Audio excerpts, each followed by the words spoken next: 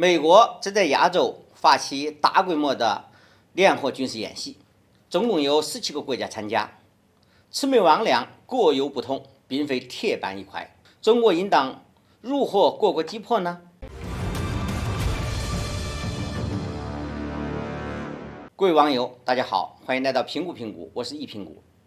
今天我们要聊的话题是亚太版北约成功率能有多高？美国怕是瞎忙活了，德国肯定要吃大亏。最近，美国正在纠集17个国家在亚太地区进行多场联合军事演习，除了亚洲的日本、韩国、菲律宾等国，还有域外的澳大利亚、德国等参加。美国还带头操作奥库斯扩容，试图挑战亚洲安全。美国前总统奥巴马时期就确定了美国的新方向，那就是转向亚洲。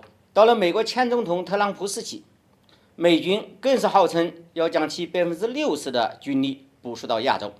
作为一个战争贩子，美国到哪里就不得安宁。看看中东就非常清楚了。现在美国想要把绝大部分军力部署到亚洲，那么亚洲人民就别想过上正常日子了。尤其是美国拉着日本、澳大利亚和印度这3个国家，组建一个被称为奥库斯4国联盟，针对的正是中国。说白了，奥库斯联盟就是一个妥妥的亚洲版的小北约，目标就是要遏制中国的发展。尤其是此次美国还把日本、韩国和德国首次拉到全面军事演习里面来，其用心险恶可见一斑。先说说日本，这是一个发动过第2次世界大战的国家，罪孽深重，至今还贼硬，誓不承认其滔天罪行，还妄图伪装成一个核弹受害国。美国当然知道中日之间的新仇旧恨，所以把日本当成马前卒，用来对付中国。由此可见，美国高层的用心是十分险恶的。在台湾问题上，日本甚至抛出了台湾优势就是日本优势这样的观点，其心可诛。想必对于日本，我们早就有了预案。再来看一下澳大利亚，这是美国紧张默许的副紧张角色。本来中国与澳大利亚之间有很广泛的经贸联系，尤其是在铁矿石领域，澳大利亚从中国获得了高额的收益。然而澳大利亚不但对中国南海主权发起挑衅，更在美国后面对中国指手画脚。在中方中断了与澳大利亚的经贸合作之后，澳大利亚不但不知悔改，还变本加厉指责中国违反贸易规则，真是经久不吃吃罚酒。澳大利亚就是美国的跟屁虫，一直在恶心中国。还有一个韩国，这是一个连战时指挥权都交给了美国人的国家。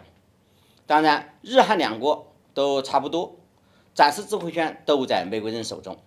从某种意义上说，这并不是一个完整意义上的国家，这是被对手吓成这个样子了才会这样做。甚至韩国从美国进口 F-35战机都被美国人远程控制着，只有每天给密码才能连上专用手机链，否则大部分功能被锁，只能单机作战。只是由于在经贸关系上，韩国对中国的依赖非常大，所以韩国其实是十分矛盾的。最后一个德国，这是非常需要警惕的一个国家。德国国防部近期还宣扬德军战机可以在不到24小时之内飞抵亚洲，进而对地球另一端的价值观盟友进行帮助。与别的国家相比，德国这次的动作非常大，所以网络上已经开始出现了一种声音，就是中国应当缩减与德国的经贸关系，不能让德国人吃着饭还砸着锅。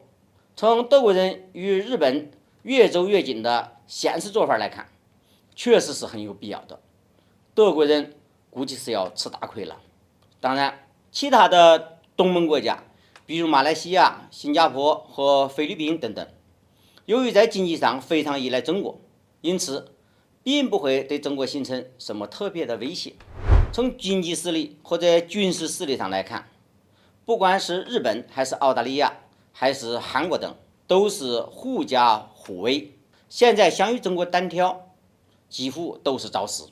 我们对标的是美国，而不是美国手下的这些所谓盟友。美国敢确保一直停留在亚太吗？这个谁也不敢说。对于美国想在亚洲打造的亚洲小北约，我们绝不能掉以轻心。如何破解美国布下的局？除了不断加强军事实力之外，还需要更多的智慧。好，今天的话题就聊到这里，我们下期再见。